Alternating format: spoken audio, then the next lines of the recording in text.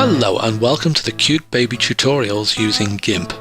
I may do a few things in this video, so if you want to go straight to one of the main sections, then the times they start are shown on your screen now.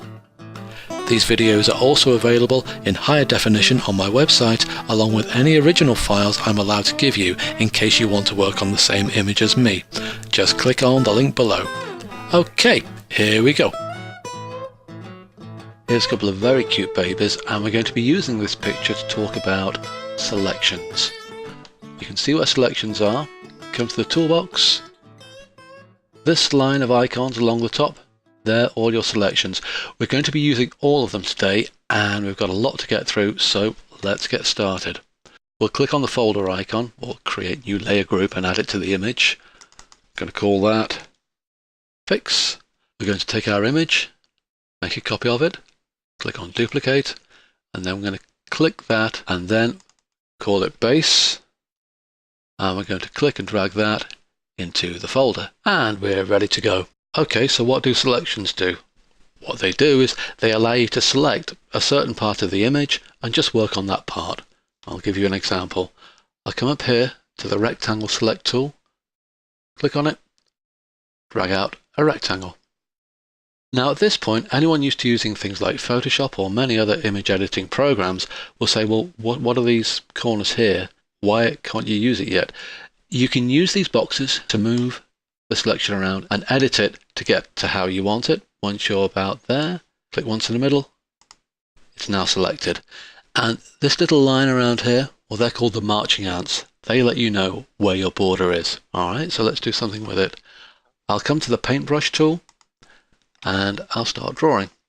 You can see it's only affecting what's going on inside. I'll just get rid of that, press Ctrl Z, and if I want to add to that selection, simple enough, click again on the rectangle tool, hold down the Shift key, click out another rectangle, click on that, there, you can see this new outline which has been added to it. If I want to take away from the selection, I can click on Control or Command on a Mac, drag out a box, click, and there it is. So now I can go back to my paintbrush, and I can scribble, do whatever I want with that. Click on Ctrl Z to get rid of that. I can also use the color tools that we've been using. Let's go to levels. I can take that part and just play with that particular image. That's very useful. Okay, I'll show you a couple of more things. Come back to Rectangle Select. And this time, in the tool options, I'm going to click on Feather Edges. You can see this little box coming up here. It says radius 65.3. Let's take that up a little bit. Take it up to, say, 78. I'm going to drag out a rectangle. Click on the middle to select it. And now, when I come to my paintbrush and start painting in there, you can see I'm getting a fuzzy edge. That's what the feather selection does. It feathers the edge or makes it blurry. You can still see I've got the marching ants, but they take an average path through the selection. And I'll edit, undo that, edit, undo that. Right, let's use this to do something a bit more creative. I'll come to my layer palette, and I'm going to click on my base layer to make sure that's selected, and then I'm going to add a new layer. I'll drag my dialog box over so you can see. I've got a choice of layers that I can do. Foreground color, well, that's white. Background color, at the moment, is black. White or transparency. I want transparency. So I'm going to add to it. And I'll call this border. Okay, it hasn't made a difference to the image yet because there's nothing on there. It's just transparent. It's like a sheet of cling film which has been stuck over the top. But it's cling film that you can actually draw on. So we'll come back to my rectangle, select it. I don't want to feather the edges for this, so I'll uncheck that. And then I'm going to drag out a rectangle here to roughly where the borders are. Click and select. Now I can fill that. I can make a picture frame.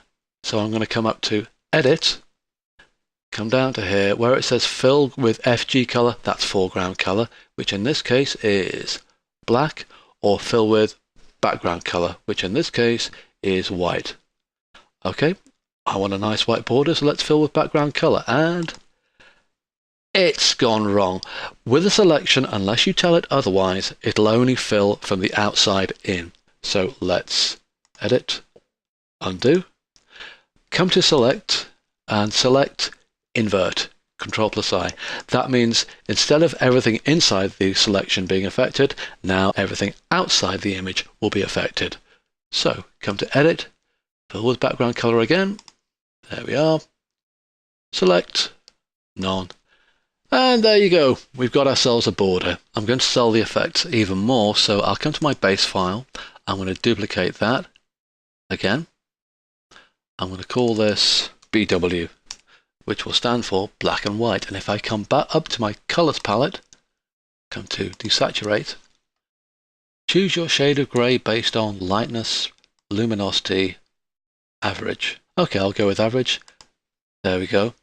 You find white borders tend to look good on black and white photographs. It comes from the old days when there used to be black and white photographers who actually took a bit of pride in the borders they made. I'm going to turn those two layers I just made invisible, so click on the eye icon once and the eye icon twice. Alright, let's come to Ellipse. Alright, same as before. You can click there, you can hold down Control to minus the selection and get some really quite complex shapes. This whole business of dragging out an area, dragging it around, and then clicking to select, people who are used to using things like Photoshop might find this a bit strange. Once you get used to it, it's a lot more flexible than Photoshop, I'm sorry to say, or I'm happy to say. Alright, so I'm going to select none. Shift plus Control or Command plus A. Now I'm going to check on expand from the center, which means now instead of dragging a rectangle out with the ellipse inside, it's going to come from the middle, and I'm going to put my cursor in about the middle of the image, and I'm going to drag out. You see how it's coming out from the center? That's just about how I want it, but let's pull it down a bit. Oh, this is so useful to be able to position it like this before you commit the changes. It really is. And click once in the middle to commit it. I'm going to come across. I'm going to make another layer. I'll put it above the border layer, so click on the border and new layer. Drag this over. I want transparency again. There we go. Now come to select, invert to make my changes on the outside of the selection, and edit. This time I'm going to fill with the foreground color, your old-fashioned style photograph. That's a very hard edge, so I'm going to undo that. But also, I didn't check feather edges in my tool options when I drew that out. That's not a problem. Come to select, come down to feather.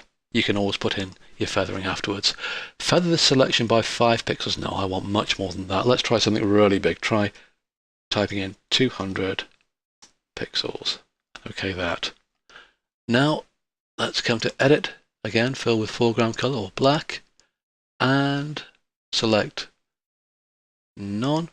Now I'm getting that gradual shaded effect there. Let's see what that looks like with a black and white image. So I'm going to bring back the black and white image. There we go, an old-fashioned photograph. And oops, I made a mistake. I didn't follow my own advice. I didn't call this by a proper name, so I'm going to call that Ellipse. Now with every tutorial we've been making a folder, we've been putting images inside. This is why as you start to build up images, we rename them like I just remembered to do here. Now I know that's black and white, I know that's my border, I know that's my ellipse, and there's my base file. And they're all inside this folder called Fix, so at any time I can hide the entire folder just by clicking on its eye icon, and there you go. Back to how it originally was, and with the changes I've made. I'm going to hide the ellipse. Now I'm going to hide a black and white layer because there's yet more things to do. I hope you got something out of this video. If you did, maybe you consider clicking on one of the links below and check out my game called Disco Baby, which is on the iTunes Store or Android stores like Google Play. It has 3 different games in it, a memory game, a maths game for children, and a dance along with me game for toddlers to join in with. Thanks for your time.